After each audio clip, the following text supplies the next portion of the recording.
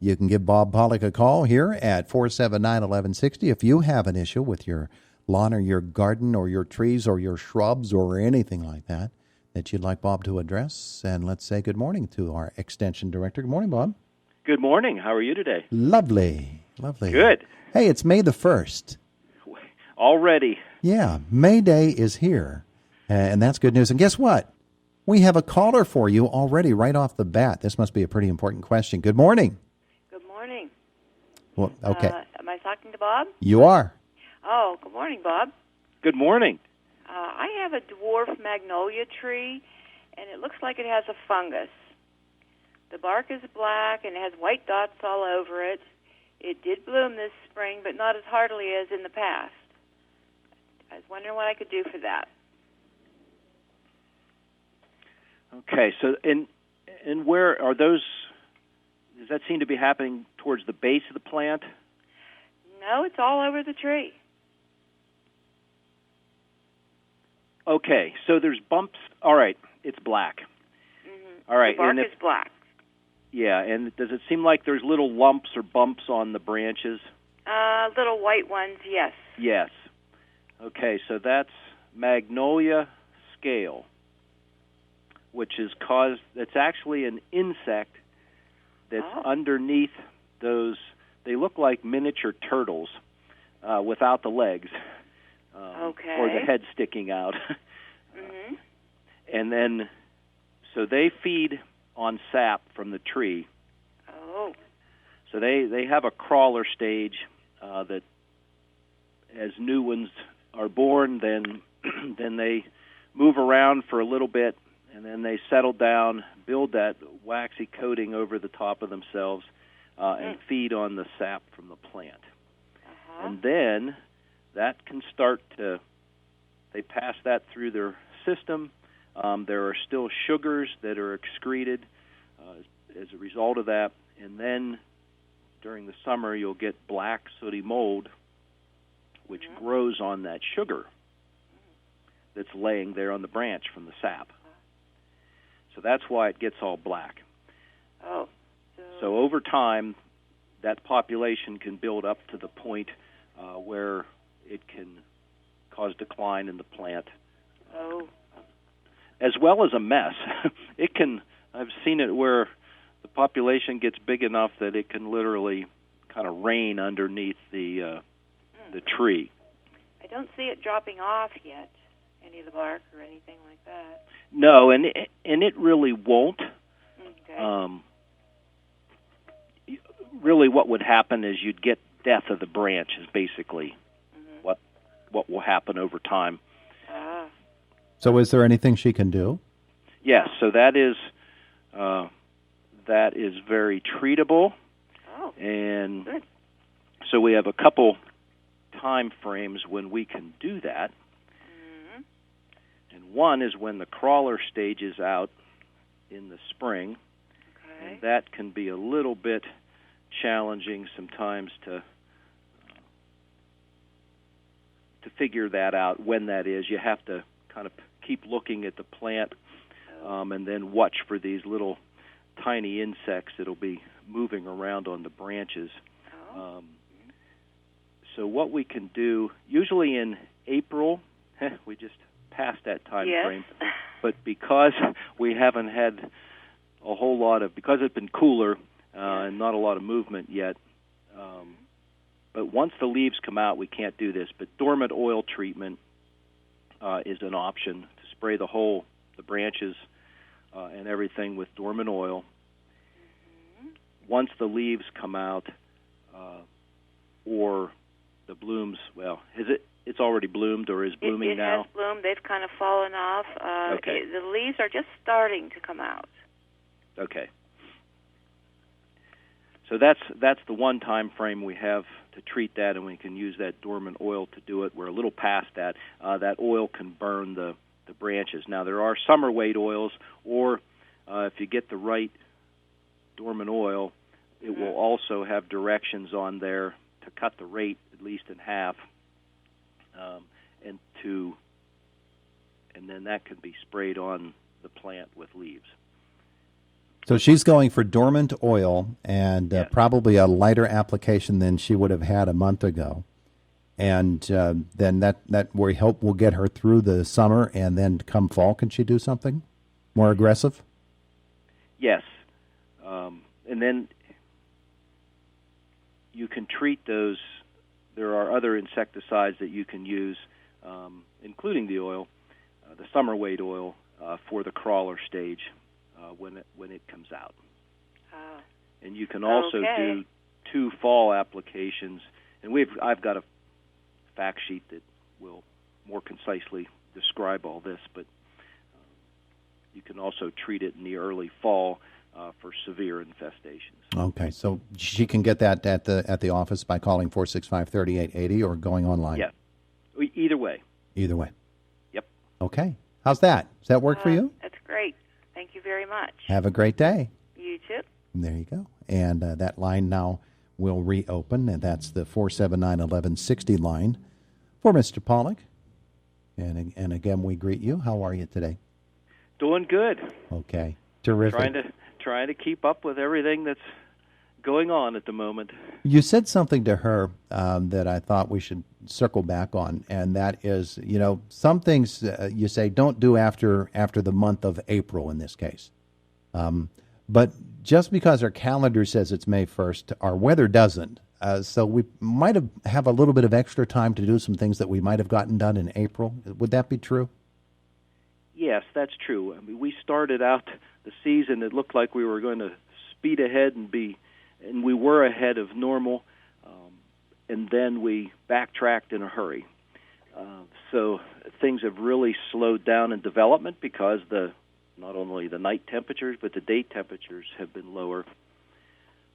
So that's slowed emergence of leaves and flowers, and we did have, there could be damage already on some of the fruit. There's reports around the state. It varies from location to location and farm to farm because of the freezes we had around the 17th of April, and then the last week we had a couple cold nights also. Mm-hmm. So that, depending on the stage of your apple and peach development, of course, peaches usually flower before apples do. But we even have reports, especially down in the Adams County area, as well as other areas, that their apples were out far enough in development that they were damaged by the two cold nights. So everybody's trying to. It's going to probably take longer to determine the level of damage. Just 50 feet in elevation difference kind of meant the difference between maybe 10 to 15% damage versus 90% flower kill. Man. Now, always keep in mind that to have a full crop of apples, you only need around 3% of all the flowers on the tree to actually get pollinated and make fruit. The other issue that could be happening in the fruit world where we need pollination, because of the weather patterns we've been having, the bees might not be moving around as much. Yeah. So they're a problem anyway. Whacked by the cold, and then turn around and not have good pollination weather either. Yeah, we ask our bees to do so much more these days than we used to because there aren't as many of them. That's true. They're working overtime. Yes. So they're a little bit delayed. They're like everybody else. They're on lockdown. Hopefully we can get them out and active again, and the weather is going to be a big key to that. I want to ask you a question about working up the ground in your garden, particularly early in the year before you're able to get out into it. Some of the more insidious, the spring weeds get in there, and they cause a mess. Once you get your garden worked up, though, they're not coming back, are they, those early spring weeds? Most of those will not come back. That's right. A lot of those that are flowering now are called winter annuals. So the chickweeds and the henbits and there's several others that have germinated over the winter have a nice plant. A lot of times that plant has a rosette at the base. It would be the pattern of the leaves, and then they'll send up a little stalks and have flowers on there.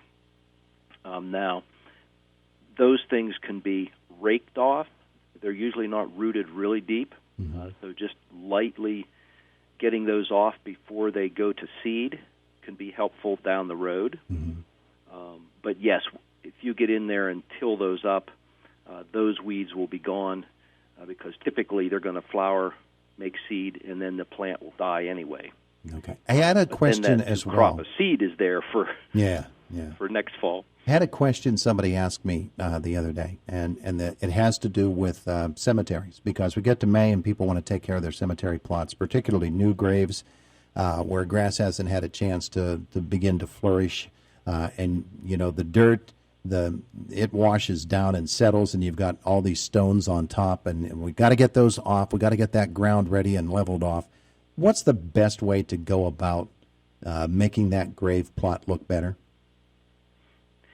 Well, especially where it's bare, and a lot of times you'll have the subsoil up on top now.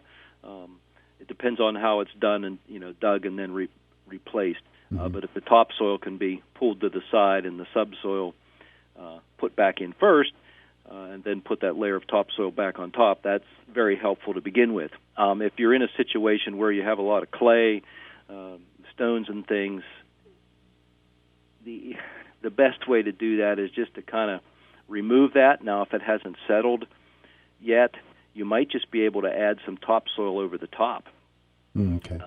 And then just work that in a little bit so that it mixes in with the soil below it, get the rocks off, and then get it seeded. Are we putting a particular blend of seed down, or just a typical seed? In most cases, there's a fair amount of sunlight in those settings. There can be shade, but a lot of times we have enough sun that we can use that regular sunny mix that's primarily Kentucky bluegrass species in there.